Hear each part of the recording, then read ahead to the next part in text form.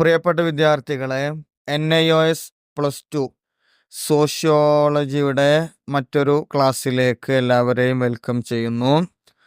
നമ്മളൊന്ന് ഡിസ്കസ് ചെയ്യുന്നത് chapter 19 socialisation as a process of learning, സാമൂഹ്യവൽക്കരണം ഒരു പഠന പ്രക്രിയ എന്ന നിലയിൽ. ക്ലാസ്സിലേക്ക് കടക്കുന്നതിന് മുമ്പായിട്ട് നമ്മുടെ ചാനൽ ആദ്യമായിട്ടാണ് നിങ്ങൾ കാണുന്നതെങ്കിൽ ഒന്ന് സബ്സ്ക്രൈബ് ചെയ്ത് സപ്പോർട്ട് ചെയ്യുക. കാരണം നമ്മുടെ ചാനലിലെ ക്ലാസ്സുകൾ 70% ആളുകളും സബ്സ്ക്രൈബ് ചെയ്യാത്ത ആളുകളാണ്. ബാക്കി 30 പേര് മാത്രമേ സബ്സ്ക്രൈബ് ചെയ്തിട്ടുള്ളൂ. അതുകൊണ്ട് ചാനലിനെ ഒന്ന് സബ്സ്ക്രൈബ് ചെയ്ത് സാറിനൊന്ന് സപ്പോർട്ട് ചെയ്യുക. അതുപോലെ ഇനി തുടർന്നുള്ള അങ്ങോട്ടുള്ള ക്ലാസ്സുകൾ നിങ്ങളുടെ ഫീഡ്ബാക്കിനനുസരിച്ചിട്ടായിരിക്കും. നമുക്ക് സോഷ്യോളജി ക്ലാസ് ഇനി നിങ്ങൾക്ക് ആവശ്യമുണ്ടോ? ഉണ്ടെങ്കിൽ എന്ത് ചെയ്യാം, കണ്ടിന്യൂ ചെയ്യാം. ഇല്ലെങ്കിൽ ഇവിടെ വെച്ച് അവസാനിപ്പിക്കാം. നിങ്ങളുടെ റീപ്ലൈ നിർബന്ധമായിട്ടും വേണം. ക്ലാസ്സുകൾ ഇഷ്ടപ്പെടുകയാണെങ്കിൽ ലൈക്ക് ചെയ്യുക, ഇഷ്ടമല്ല എന്നുണ്ടെങ്കിൽ ഡിസ്ലൈക്ക് ചെയ്യാം, ഒരു കുഴപ്പമില്ല. അതുപോലെ നിങ്ങൾക്ക് ഉപകാരപ്പെടുമെന്നുണ്ടെങ്കിൽ നിങ്ങളുടെ ഫ്രണ്ട്സിലേക്കും ഷെയർ ചെയ്ത് കൊടുക്കുക. ഓക്കെ, നമുക്ക് ക്ലാസ്സിലേക്ക് കടക്കാം. നമ്മുടെ ഗൈഡിലെ 115 പേജിലാണ് വരുന്നത്. അതിൽ ഒന്നാമത്തെ question, what is enculturation? What is enculturation? എന്താണ് എൻകൾച്ചറേഷൻ എന്ന് പറഞ്ഞാൽ? സാംസ്കാരിക വശങ്ങൾ ഒരു തലമുറയിൽ നിന്നും അടുത്ത തലമുറ പഠിക്കുന്ന പ്രക്രിയയാണ് എൻകൾച്ചറേഷൻ എന്ന് പറയുന്നത്. സാംസ്കാരിക വശങ്ങൾ ഒരു തലമുറയിൽ നിന്നും നെക്സ്റ്റ് ജനറേഷൻ, അടുത്ത തലമുറ പഠിക്കുന്ന പ്രക്രിയക്കാണ് എൻകൾച്ചറേഷൻ എന്ന് പറയുന്നത്. നെക്സ്റ്റ് രണ്ടാമത്തെ question, what is the age in which A child acquires personality traits? വ്യക്തിപരമായ പ്രത്യേകതകൾ ഒരു കുട്ടി പഠിക്കുന്നത് എത്ര വയസ്സ് മുതലാണ്? 3 മുതൽ 8 വയസ്സ് വരെയാണ് ഒരു കുട്ടി വ്യക്തിപരമായിട്ടുള്ള പ്രത്യേകതകൾ ആർജിക്കുന്നത്. നെക്സ്റ്റ് തേർഡ് ക്വസ്റ്റ്യൻ ആണ്, explain the relationship between enculturation and socialisation. എൻകൾച്ചറേഷനും സാമൂഹ്യവൽക്കരണവും തമ്മിലുള്ള ബന്ധം എന്താണ്? അതിൻ്റെ ആൻസർ നോക്കൂ. ഒരു തലമുറയുടെ സാംസ്കാരിക വശങ്ങളും രീതികളും അടുത്ത തലമുറ പഠിക്കുന്ന രീതിയാണ് എൻകൾച്ചറേഷൻ. നേരത്തെ നമ്മൾ പറഞ്ഞല്ലോ, ഒരു തലമുറയുടെ സാംസ്കാരിക വശങ്ങളും രീതികളും നെക്സ്റ്റ് ജനറേഷൻ പഠിക്കുന്ന രീതിയാണ് എൻകൾച്ചറേഷൻ. ഇതുവഴി പുതുരീതികൾ തലമുറകൾ തോറും കൈമാറ്റം ചെയ്യപ്പെടുന്നു. ഒരു ജനറേഷൻ്റെ സാംസ്കാരികപരമായിട്ടുള്ള കാര്യങ്ങൾ നെക്സ്റ്റ് ജനറേഷന് കൈമാറ്റം ചെയ്യപ്പെടുന്നു. പ്രത്യേകിച്ചും സാംസ്കാരികവും മൂല്യാധിഷ്ഠിതവുമായിട്ടുള്ള കാര്യങ്ങളാണ് കൈമാറ്റം ചെയ്യപ്പെടുന്നത്. സമൂഹത്തിലുണ്ടാകുന്ന മാറ്റങ്ങൾക്കൊപ്പം സാംസ്കാരിക വശങ്ങൾ പിന്തുടരുവാനും അതോടൊപ്പം അവ നിലനിർത്തുവാനും എൻകൾച്ചറേഷൻ സഹായിക്കുന്നുണ്ട്. സാമൂഹ്യവൽക്കരണം പൂർണ്ണതയിലെത്തുവാൻ എൻകൾച്ചറേഷൻ കൂടിയേ തീരും. അപ്പോൾ സാംസ്കാരികവും മൂല്യാധിഷ്ഠിതവുമായിട്ടുള്ള കാര്യങ്ങൾ ഒരു ജനറേഷനിൽ നിന്നും മറ്റൊരു ജനറേഷനിലേക്ക് കൈമാറ്റം ചെയ്യപ്പെടുകയും അത് നിലനിർത്തുവാനും പിന്തുടരുവാനുമൊക്കെ എൻകൾച്ചറേഷൻ സഹായിക്കുന്നുണ്ട്. അപ്പോൾ ഈ കാര്യങ്ങളാണ് എൻകൾച്ചറേഷനുമായി ബന്ധപ്പെട്ട് പറഞ്ഞത്. ഇനി നെക്സ്റ്റ് നാലാമത്തെ ക്വസ്റ്റ്യൻ നോക്കൂ. What is socialisation? എന്താണ് സാമൂഹ്യവൽക്കരണം? ശിശു, ഒരു കുട്ടി ലോകത്തിൽ ജനിക്കുന്നത് ഒരു ജൈവ വസ്തുവായിട്ടാണ് ലോകത്തിലേക്ക് ജനിച്ചു വീഴുന്നത്. ആ കുട്ടിക്ക് മൃഗീയമായ ആവശ്യങ്ങളുണ്ട്. അതായത് ഒരു ജന്തുവിന്, ജീവനുള്ള വസ്തുവിന് എന്തെല്ലാം ആവശ്യമായി വരുന്നുണ്ടോ ആ കാര്യങ്ങളെല്ലാം ഒരു ശിശുവിന്, ഒരു കുട്ടിക്ക് ആവശ്യമുണ്ട്. ആ ശിശു കുട്ടി പതുക്കെ സാമൂഹ്യ ജീവിയായി വാർത്തെടുക്കപ്പെടുന്നു. അവൻ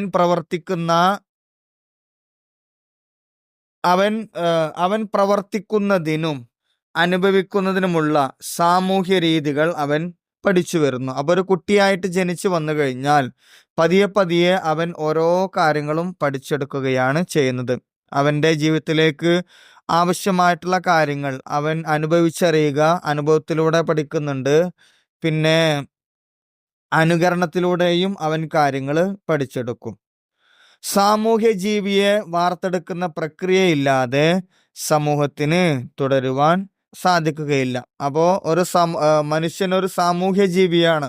അപ്പൊ സമൂഹത്തിനിടയിൽ അവനക്ക് ജീവിക്കണമെങ്കിൽ സമൂഹവുമായി ബന്ധപ്പെട്ട ഓരോ കാര്യങ്ങളും അവന് പഠിച്ചെടുക്കേണ്ടതുണ്ട്. സംസ്കാരത്തിന് നിലനിൽക്കാനാവില്ല.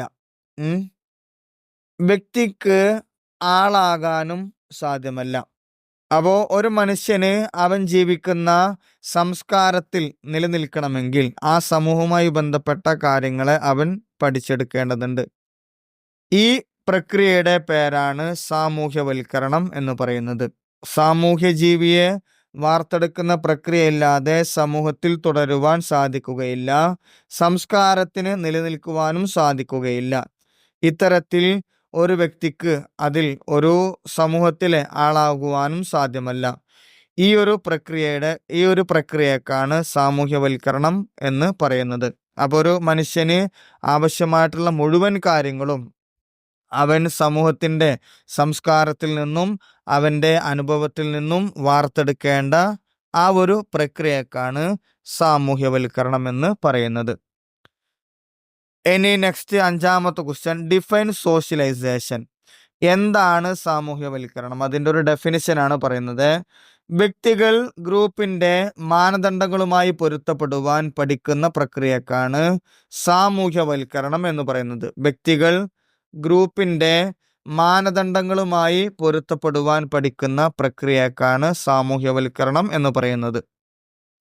നെക്സ്റ്റ് 6ാമത്തെ question, explain factors of the process of socialisation. സാമൂഹ്യവൽക്കരണ പ്രക്രിയയിലെ ഘടകങ്ങൾ ഏതെല്ലാമാണ്? ഓരോ സംഘത്തിൻ്റെ മാനദണ്ഡങ്ങൾ, ശീലങ്ങൾ, ആശയങ്ങൾ എന്നിവ പഠിക്കുന്ന പ്രക്രിയക്കാണ് സാമൂഹ്യവൽക്കരണം. വ്യത്യസ്ത രീതിയിലുള്ള ഡെഫിനിഷനും അതുപോലെ തന്നെ മീനിങ്ങും വരുന്നുണ്ട്. ഏതെങ്കിലും ഒരെണ്ണം പഠിച്ചു വെക്കുക. ആദ്യം ഓരോ സംഘത്തിൻ്റെ മാനദണ്ഡങ്ങൾ, ശീലങ്ങൾ, ആശയങ്ങൾ എന്നിവ പഠിക്കുന്ന പ്രക്രിയയാണ് സാമൂഹ്യവൽക്കരണം. ഈ പഠന പ്രക്രിയയിൽ പ്രധാനമായിട്ടും 4 ഘടകങ്ങളാണ് ഉൾക്കൊള്ളുന്നത്. അതിൽ ഒന്നാമത്തത് അനുകരണം, 2 ഊഹിക്കൽ, 3 തിരിച്ചറിയൽ, 4 ഭാഷ. ഒന്നാമത്തത് അനുകരണം. നമുക്കറിയാമല്ലോ, ഒരു വ്യക്തിയെ, അതായത് സമൂഹത്തിൽ ധാരാളം വ്യക്തികൾ ഉണ്ടായിരിക്കും. നമ്മുടെ ചെറുപ്പം മുതൽ, അതായത് ഒരു കുട്ടിയുടെ താഴെ തട്ട് മുതൽ മുതിർന്നു വരുമ്പോൾ, ആദ്യ കാലഘട്ടങ്ങളിൽ ശിശുവാകുമ്പോൾ, ചെറിയ കുട്ടിയാകുമ്പോൾ നമ്മൾ മാതാപിതാക്കളെയാണ് അനുകരിക്കുക. പിന്നീട് ഒരു 3 വയസ്സ് മുതൽ നമ്മുടെ ബാല്യത്തിലേക്ക് കടക്കും. അപ്പം നമ്മൾ ചെറിയ ക്ലാസ്സുകളിലേക്ക് പോയി തുടങ്ങും. ശേഷം സ്കൂളുകളിലെല്ലാം പോയി തുടങ്ങുമ്പോൾ നമുക്ക് ഫ്രണ്ട്സുകൾ കൂട്ടുകാരിൽ നിന്നായിരിക്കും കാര്യങ്ങൾ അനുകരിക്കുക. തുടർന്ന് അങ്ങോട്ട് നമ്മൾ ഇടപെടുന്ന സമൂഹവുമായി ബന്ധപ്പെട്ട പല കാര്യങ്ങളും നമ്മൾ അനുകരിച്ച് വരുന്നതാണ്. അപ്പോൾ ഒന്നാമത്തെ സാമൂഹ്യവൽക്കരണ പ്രക്രിയയിലെ ഒന്നാമത്തെ കാര്യം അനുകരണം. രണ്ടാമത്തത് ഊഹിക്കൽ. നമുക്ക് ലഭ്യമായിട്ടുള്ള കാര്യങ്ങളെ, പല കാര്യങ്ങളും തുടർന്ന് അങ്ങോട്ട് അതിൻ്റെ ബാക്കി വരുന്ന കാര്യങ്ങളെല്ലാം നമ്മൾ ഊഹിച്ച് മനസ്സിലാക്കിയെടുക്കുന്ന ഒരു കാര്യമാണ് രണ്ടാമത്തത്, ഊഹിക്കുക എന്നുള്ളതിൽ വരുന്നത്. പിന്നെ മൂന്നാമത്തെ കാര്യമാണ് തിരിച്ചറിയൽ. ഓരോ കാര്യങ്ങളും നമ്മൾ ചെയ്യുമ്പോഴും നമ്മൾ എന്താണ് ചെയ്യുന്നത് ശരിയാണോ തെറ്റാണോ, അത് നമ്മുടെ പ്രായത്തിനനുസരിച്ച് പല കാര്യങ്ങളും നമുക്ക് തിരിച്ചറിയുവാൻ സാധിക്കുകയില്ല. നമ്മുടെ ഒരു പക്വത കമ്മി എന്നൊക്കെ പറയാലോ. അപ്പോൾ ഇത്തരത്തിലുള്ള കാര്യങ്ങളെ നമ്മൾ ഈ ഒരു സാമൂഹ്യ വൽക്കരണത്തിലൂടെയാണ് ഓരോ കാര്യങ്ങളും നമ്മൾ തിരിച്ചറിയുന്നത്. അതുപോലെ നാലാമത്തത് വരുന്നത് ഭാഷ. നമ്മൾ ചെയ്തെടുക്കുന്ന കാര്യങ്ങൾ 2-3 രീതിയിലാണ്. ഒന്നാമത്തത് നമുക്കുണ്ടാകുന്ന അറിവിനനുസരിച്ച്, അതുപോലെ തന്നെ നമ്മുടെ സംസ്കാരത്തിൽ ഉൾക്കൊള്ളുന്ന കൂടെയുള്ള കൂട്ടുകാർ, മറ്റു കാര്യങ്ങളൊക്കെ ഉണ്ടല്ലോ, അവരിലൂടെ ലഭിക്കുന്ന അനുഭവത്തിലൂടെ നമുക്ക് കാര്യങ്ങൾ എന്ത് ചെയ്യാൻ പറ്റും, മനസ്സിലാക്കിയെടുക്കുവാൻ സാധിക്കും. അപ്പോൾ അത്തരത്തിൽ വരുന്ന കാര്യങ്ങളെയാണ് ഭാഷ എന്നതുകൊണ്ട് ഉദ്ദേശിക്കുന്നത്. ഓരോ കാര്യങ്ങളെയും നമ്മുടെ ചെറുപ്പം മുതൽ നമ്മുടെ മാതാപിതാക്കളിൽ നിന്നും നമ്മൾ ഓരോ കാര്യങ്ങൾ പഠിച്ചെടുക്കുന്നു. പിന്നീട് നമ്മുടെ ഫ്രണ്ട്സിലേക്ക്, പിന്നെ നമ്മൾ സമൂഹത്തിലേക്ക് കടക്കുമ്പോൾ നമ്മൾ ഇടപെടുന്ന സമൂഹവുമായി ബന്ധപ്പെട്ടതെല്ലാം ആണ് കാര്യങ്ങൾ പഠിച്ചെടുക്കുന്നത്. അപ്പൊ അതിൽ വരുന്ന ഒരു ഘടകമാണ് ഭാഷ എന്ന് പറയുന്നത്. അപ്പോൾ സാമൂഹ്യവൽക്കരണത്തിൽ പ്രധാനമായിട്ടും വരുന്ന 4 ഘടകങ്ങളാണ്. ഒന്നാമത്തത് അനുകരണം, 2 ഊഹിക്കൽ, 3 തിരിച്ചറിയൽ, 4 ഭാഷ. ഇനി നെക്സ്റ്റ് വരുന്നത് 7ാമത്തെ ക്വസ്റ്റ്യൻ ആണ്. Explain the stages of socialisation. സാമൂഹ്യവൽക്കരണത്തിന്റെ ഘട്ടങ്ങൾ ഏതെല്ലാമാണ്? ഇവിടെ അതിന്റെ ആൻസർ നോക്കൂ.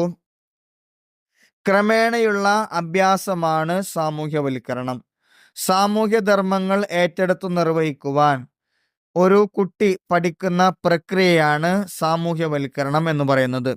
സാമൂഹ്യവൽക്കരണത്തിന് ശൈശവം മുതൽ യൗവനം വരെ 4 ഘട്ടങ്ങളാണ് വരുന്നത്. അപ്പോൾ പ്രധാനമായിട്ടും സാമൂഹ്യവൽക്കരണത്തിൽ 4 ഘട്ടങ്ങളാണ് വരുന്നത്. ഒന്നാമത്തത് ഇൻഫന്റ് സോഷ്യലൈസേഷൻ, ശൈശവ സാമൂഹ്യവൽക്കരണം. രണ്ടാമത്തത് ചൈൽഡ് സോഷ്യലൈസേഷൻ, ബാല്യ സാമൂഹ്യവൽക്കരണം. മൂന്നാമത്തത് അഡോൾസെന്റ് സോഷ്യലൈസേഷൻ, കൗമാര സാമൂഹ്യവൽക്കരണം. നാലാമത്തത് അഡൾട്ട് സോഷ്യലൈസേഷൻ, യൗവന സാമൂഹ്യവൽക്കരണം. ഈ 4 ഘട്ടങ്ങളാണ് ഒരു ശിശുവായത് മുതൽ യൗവനം വരെ വരുന്നത്. നമുക്ക് ഒന്നാമത്തതിലേക്ക് പോകാം. ഫസ്റ്റ് വരും ഇൻഫന്റ് സോഷ്യലൈസേഷൻ, ശൈശവ സാമൂഹ്യവൽക്കരണം. ശൈശവഘട്ടത്തിൽ ശിശു അത് ജീവിക്കുന്ന സാമൂഹ്യ സാംസ്കാരിക ചുറ്റുപാടുകളിൽ നിന്ന് പഠിക്കുന്നതും ആ സാഹചര്യങ്ങളുമായി ഇടപഴകുന്നതുമായിട്ടുള്ള വളരെ പരിമിതമായ തോതിലാണ് ഈ കാര്യങ്ങൾ ഉൾക്കൊള്ളുന്നത്. അതായത് ശിശുക്കൾക്ക് എല്ലാ കാര്യങ്ങളും മറ്റുള്ളവരെ ആശ്രയിക്കേണ്ട കാലമാണ് ഇതിൽ വരുന്നത്. അതായത് ഏകദേശം ഒരു കുട്ടി ജനിച്ചത് മുതൽ 3 വയസ്സ് വരെയുള്ള കാലഘട്ടമാണ് ശിശു അല്ലെങ്കിൽ ശൈശവ കാലഘട്ടം എന്ന് പറയുന്നത്. അപ്പൊ ഈ ഒരു കാലഘട്ടത്തിലേക്ക് നമുക്ക് തന്നെ അറിയാലോ, എല്ലാ കാര്യങ്ങൾക്കും മാതാപിതാക്കൾ അല്ലെങ്കിൽ മറ്റുള്ളവരെ ആശ്രയിക്കേണ്ട ഒരു കാലഘട്ടമാണ് ശൈശവ കാലഘട്ടം. ഈ ഒരു കാലഘട്ടത്തിലെ പറയുന്നതാണ് ശൈശവ സാമൂഹ്യവൽക്കരണം എന്ന് പറയുന്നത്. ഇനി അത് കഴിഞ്ഞാൽ 2ാമത്തെ ഘട്ടത്തിലേക്ക് കടക്കുന്നു. അതാണ് ചൈൽഡ് സോഷ്യലൈസേഷൻ, ബാല്യ സാമൂഹ്യവൽക്കരണം. അയൽപ്പക്കക്കാരുമായി ഇടപഴകുവാൻ തുടങ്ങുന്നതോടെ കുട്ടി സുഹൃത്തുക്കളെ സമ്പാദിക്കുവാൻ തുടങ്ങുന്നു. സ്കൂളുകളിൽ അവൻ മറ്റു കുട്ടികളുമായും അധ്യാപകരുമായിട്ടും ഇടപഴകുന്ന ഘട്ടമാണ് ചൈൽഡ് സോഷ്യലൈസേഷൻ, ബാല്യ സാമൂഹ്യവൽക്കരണം എന്ന് പറയുന്നത്. ഇതിൻ്റെ ഒരു കാലഘട്ടം 3 വയസ്സ് മുതൽ 13 വയസ്സ് വരെയാണ് ബാല്യ സാമൂഹ്യവൽക്കരണം എന്ന് പറയുന്നത്. അതായത് ബാല്യഘട്ടം എന്ന് പറഞ്ഞു കഴിഞ്ഞാൽ 3 വയസ്സ് മുതൽ 13 വയസ്സ് വരെയാണ് ഈ ബാല്യ കാലഘട്ടം. ഇതിലെ കൂടുതലായിട്ടും ഈ കുട്ടി ഇടപഴകുന്നത് അവൻ്റെ കൂട്ടുകാരുമായിട്ടാണ്. സ്കൂളുകളിലേക്കും മറ്റുള്ള പുറമെ കളിക്കാനൊക്കെ പോകുമ്പോൾ കൂടുതലായിട്ടും കൂട്ടുകാരുമായിട്ടാണ് ഇവൻ ബന്ധപ്പെടുന്നത്. ഇനി നെക്സ്റ്റ് വരുന്നതാണ് 3ാമത്തത് അഡോൾസൻ സോഷ്യലൈസേഷൻ, കൗമാര സാമൂഹ്യവൽക്കരണം. ഇനി 13 വയസ്സ് മുതൽ 19 വയസ്സ് വരെയുള്ള കാലഘട്ടമാണ് കൗമാര സാമൂഹ്യവൽക്കരണം എന്ന് പറയുന്നത്. കുട്ടിയിൽ നിന്ന് ഏറ്റവും ശക്തമായ എതിർപ്പുകൾ ഉണ്ടാകുവാൻ സാധ്യതയുള്ള കാലഘട്ടമാണ് യൗവന കാലഘട്ടം. അതായത് കുട്ടിക്കാലത്തും യൗവന ആരംഭത്തിലുമാണ് ഈ ഒരു എതിർപ്പുകൾ ധാരാളമായിട്ട് കുട്ടികളിൽ നിന്നും ഉണ്ടാകുന്നത്. പിരിമുറുക്കത്തിന്റെ കാലഘട്ടമാണ് ഇത്. 13 മുതൽ 19 വയസ്സ് വരെയുള്ള ഈ ഒരു കാലഘട്ടമാണ് പിരിമുറുക്കത്തിന്റെ കാലഘട്ടമാണ് ഇത്. 13 വയസ്സ് മുതൽ 19 വയസ്സ് വരെയുള്ള പ്രായമാണ് കൗമാര കാലഘട്ടം.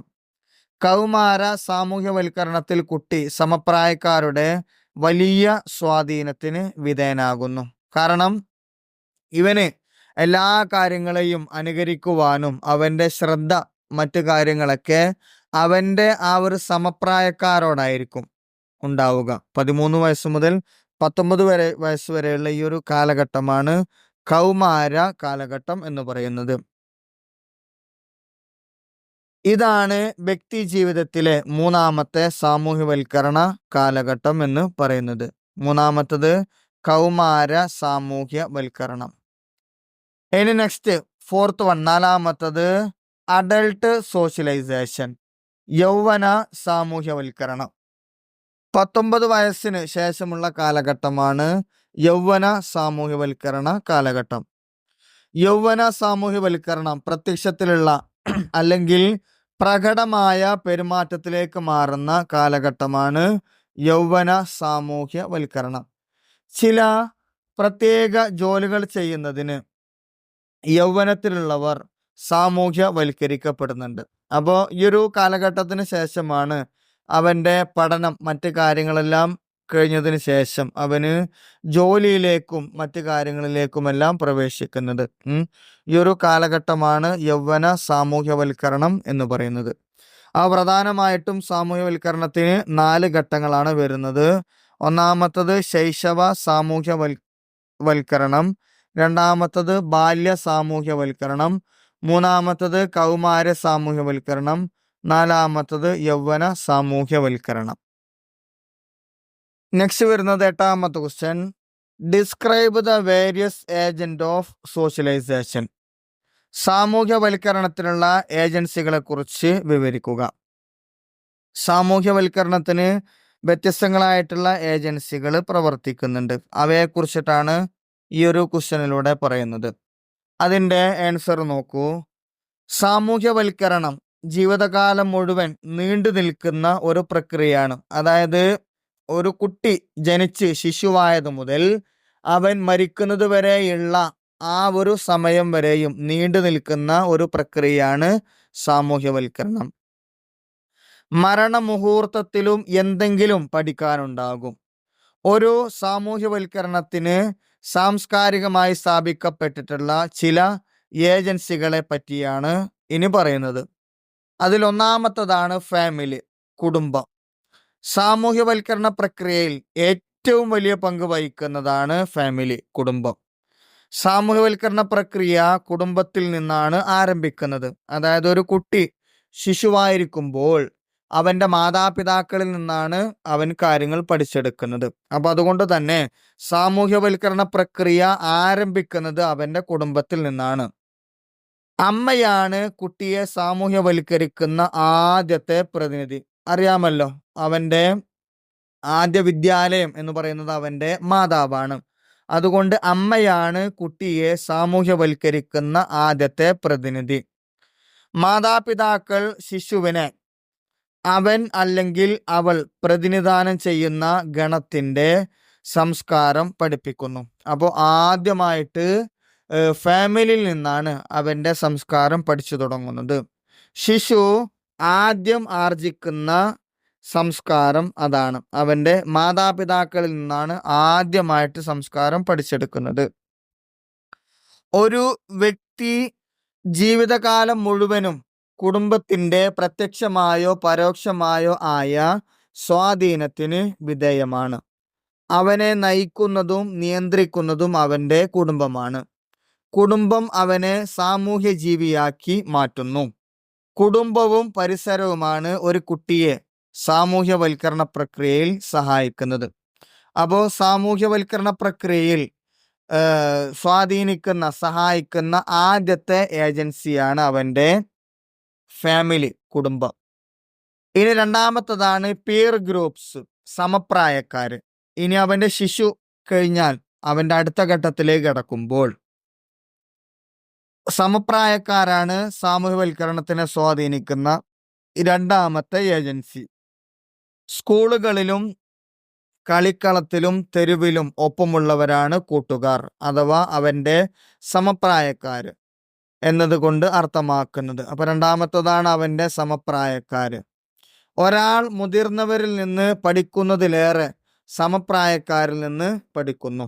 അപ്പോൾ ഒരു കുട്ടി അവൻ്റെ സമപ്രായക്കാരോട് കൂടെയാണ് അവൻ്റെ ബാല്യം കഴിച്ചു കൂട്ടുന്നത്. ബാല്യമല്ല, തുടർന്ന് അങ്ങോട്ടുള്ള കാലഘട്ടം. അതുകൊണ്ട് ധാരാളം കാര്യങ്ങൾ അവൻ്റെ സമപ്രായക്കാരിൽ നിന്നുമാണ് പഠിച്ചെടുക്കുന്നത്. തേർഡ് വൺ, മൂന്നാമത്തതാണ് എഡ്യൂക്കേഷണൽ ഇൻസ്റ്റിറ്റ്യൂഷൻ. അവൻ്റെ ഔപചാരികമായിട്ടുള്ള വിദ്യാഭ്യാസ സംരംഭങ്ങൾ. സംസ്കാരം ഔപചാരികമായി സംക്രമിക്കപ്പെടുന്നതും ആർജിക്കപ്പെടുന്നതും വിദ്യാഭ്യാസ സ്ഥാപനങ്ങളിൽ നിന്നാണ്. അതായത് അവൻ്റെ മാതാപിതാക്കളിൽ നിന്നും സമപ്രായക്കാരിൽ നിന്നും അനൗപചാരികമായിട്ടുള്ളത്, അനൗപചാരികമായിട്ടുള്ള സംസ്കാരമാണ്, പല കാര്യങ്ങളുമാണ് അവൻ പഠിച്ചെടുക്കുന്നത് എങ്കിൽ ഔപചാരികമായിട്ടുള്ള സംസ്കാരം അവൻ പഠിച്ചെടുക്കുന്നത് ഈ വിദ്യാഭ്യാസ സ്ഥാപനങ്ങളിൽ നിന്നാണ്. സംസ്കാരം ഔപചാരികമായി സംക്രമിക്കപ്പെടുന്നതും ആർജിക്കപ്പെടുന്നതും വിദ്യാഭ്യാസ സ്ഥാപനങ്ങളിൽ നിന്നാണ്. അധ്യാപകരിൽ നിന്ന് കുട്ടി ആർജിക്കുന്ന ആശയങ്ങളും വൈദഗ്ധ്യങ്ങളും അവൻ അല്ലെങ്കിൽ അവളെ സമൂഹത്തിൽ പക്വതയുള്ള അംഗമാകുവാൻ അവനെ സഹായിക്കുന്നു. അപ്പോൾ ഔപചാരികമായിട്ടുള്ള കാര്യങ്ങളാണ് അധ്യാപകൻ അവൻ്റെ വിദ്യാഭ്യാസ സ്ഥാപനങ്ങളിൽ നിന്ന് പഠിപ്പിച്ചു നൽകുന്നത്. സ്കൂളുകളിലെ നിയമങ്ങളും മാനദണ്ഡങ്ങളും അനുസരിക്കുവാനും കുട്ടി പഠിക്കുന്നു. അപ്പോൾ ഒരു ചിട്ടാവട്ട രീതിയിൽ നിയമങ്ങളും കർക്കശമായിട്ടുള്ള കാര്യങ്ങളും അവൻ പഠിച്ചെടുക്കുന്നത് എഡ്യൂക്കേഷണൽ ഇൻസ്റ്റിറ്റ്യൂഷൻ, അവൻ്റെ ഔപചാരികമായിട്ടുള്ള വിദ്യാഭ്യാസ സ്ഥാപനങ്ങളിൽ നിന്നാണ്. ഇനി നെക്സ്റ്റ് വരുന്ന ഏജൻസിയാണ് മാസ് മീഡിയ കമ്മ്യൂണിക്കേഷൻ, ബഹുജന മാധ്യമങ്ങൾ, ആശയവിനിമയങ്ങൾ. അതായത് ദിനപത്രങ്ങൾ, ആനുകാലികങ്ങൾ, പാഠപുസ്തകങ്ങൾ, റേഡിയോ, ടെലിവിഷൻ തുടങ്ങിയവ നമ്മെ വിവരങ്ങൾ ശേഖരിക്കുവാൻ സഹായിക്കുന്നു. നമുക്ക് ആവശ്യമായിട്ടുള്ള വിവരങ്ങൾ ശേഖരിക്കുവാൻ വേണ്ടിയിട്ട് ദിനപത്രങ്ങൾ നമ്മെ സഹായിക്കുന്നുണ്ട്.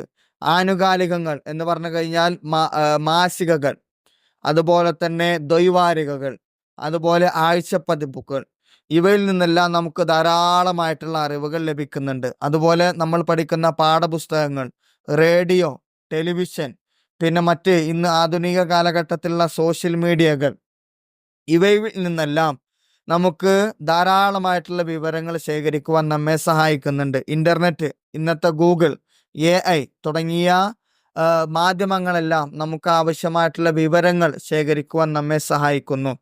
അവ നമ്മുടെ സമീപനങ്ങളെയും കാഴ്ചപ്പാടുകളെയും സ്വാധീനിക്കുന്നുണ്ട്. മാധ്യമങ്ങൾക്കും അവയിലൂടെ ആർജിക്കുന്ന വിവരങ്ങൾക്കും ആധുനിക സമൂഹത്തിൽ ഏറെ പ്രാധാന്യമുണ്ട്. അപ്പോൾ നമുക്ക് ഇന്ന് ആധുനിക കാലഘട്ടത്തിൽ AI യുഗമാണ് ഇനി വരുവാൻ പോകുന്നത്. അതുകൊണ്ട് നമുക്ക് ആവശ്യമായിട്ടുള്ള ധാരാളം വിവരങ്ങൾ ആധുനിക സമൂഹത്തിന് വേണ്ടിയിട്ട് ലഭിക്കുവാൻ ലഭിക്കുന്ന ഒരു സോഴ്സാണ് ഇത്തരത്തിലുള്ള ആശയവിനിമയങ്ങളും ബഹുജന മാധ്യമങ്ങളും. നെക്സ്റ്റ് വരുന്നതാണ് റിലീജിയൻ, മതം. സാമൂഹ്യവൽക്കരണത്തിന് മതം വളരെ പ്രധാനപ്പെട്ട ഏജൻസിയായിട്ട് പ്രവർത്തിക്കുന്നു. മതം ഒരു കുട്ടിയിൽ അറിയപ്പെടാത്തതിനെ കുറിച്ച് ഭയം സൃഷ്ടിക്കുന്നു.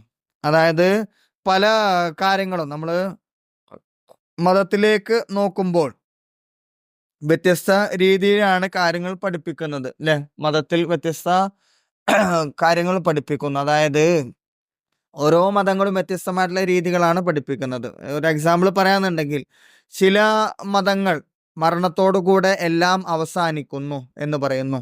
ചില മതങ്ങൾ മരണത്തിന് ശേഷവും അവനെന്തുണ്ട്, ജീവിതമുണ്ട്. ഇപ്പോൾ നമ്മൾ മുസ്ലിം മതത്തിൽ നോക്കുകയാണെങ്കിൽ മരണത്തിന് ശേഷവും അവനക്ക് ജീവിതമുണ്ട്. സ്വർഗം, നരകം, മറ്റുള്ള കാര്യങ്ങളൊക്കെ കുറിച്ച് പഠിപ്പിക്കുന്നുണ്ട്. അതിലൂടെ അവന് ഭയം, അവനിൽ ഒരു സവിശേഷമായ രീതിയിൽ അവന് ഭയം ഉണ്ടാക്കുകയും സവിശേഷമായ രീതിയിൽ അവന് പെരുമാറുവാൻ പഠിപ്പിക്കുകയും ചെയ്യുന്നു. അപ്പോൾ സാമൂഹ്യവൽക്കരണത്തിൽ മതം വളരെയധികം സ്വാധീനിക്കുന്ന ഒരു ഘടകമായിട്ടാണ് പ്രവർത്തിക്കുന്നത്. നെക്സ്റ്റ് വരുന്നതാണ് ലോ, നിയമം. ആധുനിക സമൂഹത്തിൽ സാമൂഹ്യ നിയന്ത്രണത്തിന് ഏറ്റവും ശക്തമായിട്ടുള്ള ഔപചാരിക ഉപാധിയാണ് നിയമം. നിയമങ്ങൾ അനുസരിക്കൽ ഏതൊരു പൗരന്റെയും കടമയാണ്. അങ്ങനെ ചെയ്യുക വഴി സാമൂഹ്യവൽക്കരണം നടത്തുന്നു. അപ്പോൾ നമ്മുടെ രാജ്യത്ത് നിലനിൽക്കുന്ന പല നിയമങ്ങളും നമ്മെ സമൂഹത്തിൽ വളരെ കൃത്യമായ ചിട്ടമായ രീതിയിൽ പ്രവർത്തിക്കുവാൻ വേണ്ട രീതിയിലേക്ക് നമ്മുടെ സമൂഹത്തിനെ നിയമം മാറ്റിക്കൊണ്ടുവരുന്നുണ്ട്. അപ്പോൾ സാമൂഹ്യവൽക്കരണത്തെ സ്വാധീനിക്കുന്ന മറ്റൊരു ഘടകമാണ് നിയമം. നെക്സ്റ്റ് വരുന്ന ഒരു ഏജൻസിയാണ് കീഴ്വഴക്കങ്ങൾ. അതായത് ദീർഘകാലമായി നിലനിന്ന് വരുന്ന സാമൂഹ്യ നിയമങ്ങളാണ് ആചാരങ്ങൾ, അതായത് കീഴ്വഴക്കങ്ങൾ. ആചാരങ്ങൾ ലംഘിക്കുന്നത് മറ്റുള്ളവരുടെ ഇഷ്ടക്കേടിന് ഇടയാക്കുന്നുവെന്നും അത് കുടുംബത്തെയും പ്രതിസന്ധിയിലാക്കുന്നുവെന്നും കുട്ടികളെ പഠിപ്പിക്കുന്നു. അതായത് പല കാര്യങ്ങളും മതപരമായിട്ടുള്ള നമ്മുടെ കുടുംബത്തിലൊക്കെയുള്ള ആചാരങ്ങൾ, നമ്മൾ എന്തെങ്കിലും ഒരു കാര്യങ്ങൾ ചെയ്തു കഴിഞ്ഞാൽ അത് നമ്മുടെ കീഴ്വഴക്കങ്ങൾക്ക് അല്ലെങ്കിൽ ആചാരങ്ങൾക്ക് എതിരാകുന്നു എന്ന് പലപ്പോഴും നമ്മുടെ കുടുംബത്തിലെ മാതാപിതാക്കളോ അല്ലെങ്കിൽ മുതിർന്ന ആളുകളൊക്കെ നമ്മളോട് എന്ത് ചെയ്യും, പറയും. അതുകൊണ്ട് തന്നെ ആ ആചാരങ്ങൾ ലംഘിക്കുന്നത് നമ്മുടെ കുടുംബത്തിലെയും സമൂഹത്തിലെയും മറ്റുള്ളവരുടെ ഇഷ്ടക്കേടിന് അത് ഇടയാക്കും. ഇങ്ങനെ ഇഷ്ടക്കേട് ഇല്ലാതിരിക്കുവാൻ വേണ്ടിയിട്ട്, ഇഷ്ടക്കേട് വന്നു കഴിഞ്ഞാൽ സമൂഹത്തിൽ അത്തരത്തിലുള്ള ഒരു കാര്യം വന്നു കഴിഞ്ഞാൽ നമ്മുടെ കുടുംബം ഒറ്റപ്പെടുകയും അതുവഴി നാമും ഒറ്റപ്പെടുന്നതാണ്. അപ്പോൾ അത്തരത്തിലുള്ള ഒരു പ്രതിസന്ധിയിലേക്ക് പോകാതിരിക്കുവാൻ വേണ്ടിയിട്ട് പലപ്പോഴും നമ്മുടെ മാതാപിതാക്കളും കുടുംബക്കാരും നമ്മളെ ആ ആചാരങ്ങൾ കൃത്യമായിട്ട് അനുഷ്ഠിക്കുവാൻ വേണ്ടി നമ്മളെ പ്രേരിപ്പിക്കും, നമ്മളെ പഠിപ്പിക്കുന്നു. അപ്പൊ അത്തരത്തിൽ സാമൂഹ്യവൽക്കരണത്തിന് പ്രോത്സാഹിപ്പിക്കുന്ന അല്ലെങ്കിൽ പ്രേരിപ്പിക്കുന്ന മറ്റൊരു ഘടകങ്ങളാണ് സാമൂഹ്യ അല്ലെങ്കിൽ മതപരമായിട്ടുള്ള ആചാരങ്ങളും കീഴ്വഴക്കങ്ങളും. അപ്പൊ ഈ കാര്യങ്ങളാണ് സാമൂഹ്യവൽക്കരണത്തെ സ്വാധീനിക്കുന്ന ഏജൻസികളെ കുറിച്ച് പറഞ്ഞത്. നെക്സ്റ്റ് വരുന്നതാണ് 9ാമത്തെ question. Socialisation plays an important role in personality development of an individual. Discuss. വ്യക്തിത്വ വികാസത്തിൽ സാമൂഹ്യവൽക്കരണത്തിന്റെ കടമകൾ ഏതെല്ലാമാണ്? പ്രായപൂർത്തിയായ ഒരു വ്യക്തി വിവാഹം കഴിക്കുമ്പോൾ അയാളുടെ വ്യക്തിപരമായ പെരുമാറ്റത്തിൽ പൊരുത്തപ്പെടലിന്റെ ഒരു പുതിയ പരമ്പര തന്നെ ആവശ്യമായിട്ട് വരുന്നു. അതായത് പ്രായപൂർത്തിയായിട്ടുള്ള ഒരു വ്യക്തി വിവാഹം കഴിക്കുമ്പോൾ അവന്റെ ജീവിതത്തിൽ അതുവരെ അവൻ തനിച്ചായിരുന്നു. ഇനി അതുപോലെയല്ല, അവൻ കുടുംബജീവിതത്തിലേക്ക് കടക്കുകയാണ്. അതുകൊണ്ട് തന്നെ അവന്റെ പെരുമാറ്റത്തിൽ ഒരു പൊരുത്തപ്പെടലിന്റെ പുതിയ പരമ്പര അവന് ആവശ്യമായി വരും. അതായത് ഒരു അഡ്ജസ്റ്റ്മെന്റ്, ഹസ്ബൻഡ് വൈഫിനെയും വൈഫ് ഹസ്ബൻഡിനെയും പരസ്പരം തമ്മിൽ ഒരു അഡ്ജസ്റ്റ്മെന്റ്, ഒരു പൊരുത്തപ്പെടുന്ന രീതിയിലേക്ക് കാര്യങ്ങൾ മാറേണ്ടി വരുന്നു. അതാണ് ഒരു പുതിയ പൊരുത്തപ്പെടലിന്റെ പുതിയ പരമ്പര ആവശ്യമായി വരുന്നു എന്നതുകൊണ്ട് ഉദ്ദേശിക്കുന്നത്. ദമ്പതികൾക്ക് അരോചകമായ അനുഭവങ്ങളിൽ കൂടി കടന്നു പോകേണ്ടി വരും. പരസ്പരം ധാരാളമായിട്ടുള്ള ഒരു ഇഷ്ടക്കേടുകൾ പരസ്പരം ഉണ്ടാകും. പരസ്പരം പൊരുത്തപ്പെടുന്നതിൽ അവർ വിജയിക്കുന്നുവെങ്കിൽ ഇരുവർക്കും കൂടുതൽ സാമൂഹ്യവൽക്കരണം ഉണ്ടാകുന്നു. അതായത് പരസ്പരം അഡ്ജസ്റ്റ്മെന്റ് ചെയ്ത് പൊരുത്തപ്പെട്ടു പോവുകയാണെങ്കിൽ അവരുടെ സാമൂഹ്യവൽക്കരണം വിജയത്തിലേക്ക് എത്തുന്നു. സമൂഹവൽക്കരണം പരാജയപ്പെട്ടാൽ ദാമ്പത്യ ദുഃഖവും വിവാഹമോചനവും മറ്റുമായിരിക്കും ഫലം. ഭാര്യ ഭർത്താക്കന്മാര് അവരുടെ ദാമ്പത്യ ജീവിതത്തിൽ അഡ്ജസ്റ്റ്മെന്റിൽ അവർ പരാജയപ്പെട്ട് കഴിഞ്ഞാൽ ഒന്നുകിൽ അവരുടെ ദാമ്പത്യ ജീവിതം മോശമായിരിക്കും, അല്ലെങ്കിൽ അവരുടെ ഡിവോഴ്സ്, വിവാഹമോചനം വരെ സംഭവിക്കുവാൻ സാധ്യതയുണ്ട്. വ്യക്തി സമൂഹവുമായുള്ള സംസർഗത്തിൽ നിന്നും പഠിക്കുന്നു എന്ന് സാമൂഹ്യവൽക്കരണ പ്രക്രിയയെ പറ്റി നമുക്ക് ചുരുക്കി പറയുവാൻ പറ്റുന്നതാണ്. അപ്പോ ഇത്തരത്തിലാണ് ഒരു വ്യക്തി ആ സമൂഹവുമായിട്ട് ഇടപെടുമ്പോൾ ആ പല കാര്യങ്ങളും, സാമൂഹ്യ പ്രക്രിയയുമായി ബന്ധപ്പെട്ട പല കാര്യങ്ങളും പഠിച്ചെടുക്കുവാൻ ഈ ദമ്പതികൾക്ക് അല്ലെങ്കിൽ വ്യക്തികൾക്ക് അവരെ സഹായിക്കുന്നതാണ്. ജനങ്ങൾക്കൊപ്പം അവരുടെ ഇടയിൽ വെച്ച് നടക്കുന്ന പ്രക്രിയയാണ് സാമൂഹിക സ്ഥിതിവിശേഷങ്ങൾ പഠിക്കുക എന്നത്. അതുകൊണ്ട് തന്നെ അത് സാമൂഹ്യ ബന്ധങ്ങളുമായിട്ട് പലപ്പോഴും ബന്ധപ്പെട്ടുകൊണ്ടിരിക്കുന്നു. അപ്പോൾ ഈ ഒരു വ്യക്തി അവൻ വിവാഹം കഴിക്കുന്നതോടുകൂടെ അവൻ കുടുംബജീവിതത്തിലേക്ക് കടക്കുന്നു. പിന്നെ കുടുംബജീവിതം കഴിഞ്ഞാൽ അതിൽ ഓരോ പടിപടിയായിട്ട് വരുന്നു. അവൻക്ക് മക്കളുണ്ടാകുമ്പോൾ അവൻ്റെ സാമൂഹിക മാറ്റങ്ങൾ വീണ്ടും സ്വഭാവത്തിലെല്ലാം ധാരാളം മാറ്റങ്ങൾ കൊണ്ടുവരണം. പിന്നെ കുട്ടികൾ വളരുമ്പോൾ അതിൽ വീണ്ടും മാറ്റങ്ങൾ വരും. പിന്നെ അതുപോലെ തന്നെ ഈ ഒരു വ്യക്തി സമൂഹത്തിൽ ഇടപെടുമ്പോൾ കാരണം ഒരു കുടുംബമുള്ള വ്യക്തിയാണ്. അതുകൊണ്ട് തന്നെ അവൻ്റെ ഇത്തരത്തിലുള്ള പ്രവൃത്തിയിലെല്ലാം ധാരാളം മാറ്റങ്ങൾ കൊണ്ടുവരേണ്ടതുണ്ട്. അപ്പൊ അതുകൊണ്ട് തന്നെ ഒരു വ്യക്തിത്വ വികാസത്തില് സാമൂഹ്യവൽക്കരണത്തിന് ധാരാളം കാര്യങ്ങൾ ചെയ്യുവാനുണ്ട്. അപ്പൊ ഈ കാര്യങ്ങളാണ് വ്യക്തിത്വ വികാസത്തിൽ സാമൂഹ്യവൽക്കരണത്തിന്റെ കടമകളെ കുറിച്ച് പറഞ്ഞുള്ളത്. ഓക്കെ, ക്ലാസ്സുകൾ വ്യക്തമായി കേൾക്കുക, അതുപോലെ തന്നെ നോട്ട്സ് എഴുതിയെടുക്കുക. എന്തെങ്കിലും സംശയങ്ങളുണ്ടെങ്കിൽ ചോദിക്കണം. പിന്നെ ക്ലാസ്സിന്റെ തുടക്കത്തിൽ ഞാൻ പറഞ്ഞതുപോലെ തന്നെ ക്ലാസ്സിനെ കുറിച്ചുള്ള നിങ്ങളുടെ അഭിപ്രായങ്ങൾ കമൻ്റായിട്ട് രേഖപ്പെടുത്തുക. ക്ലാസ്സുകൾ ഇഷ്ടപ്പെടുകയാണെങ്കിൽ ലൈക്ക് ചെയ്യുക. അതുപോലെ തന്നെ ഉപകാരപ്പെടുന്നുവെങ്കിൽ നിങ്ങളുടെ ഫ്രണ്ട്സിലേക്ക് ഷെയർ ചെയ്യുക. എന്തെങ്കിലും സംശയങ്ങളുണ്ടെങ്കിൽ ചോദിക്കണം. മറ്റൊരു ക്ലാസ്സുമായിട്ട് വീണ്ടും കാണാം. എക്സാമിനൊക്കെ നന്നായിട്ട് പഠിക്കുക. എക്സാമിനൊക്കെ നല്ല മാർക്ക് മേടിക്കണം. ഓക്കെ, ശരി.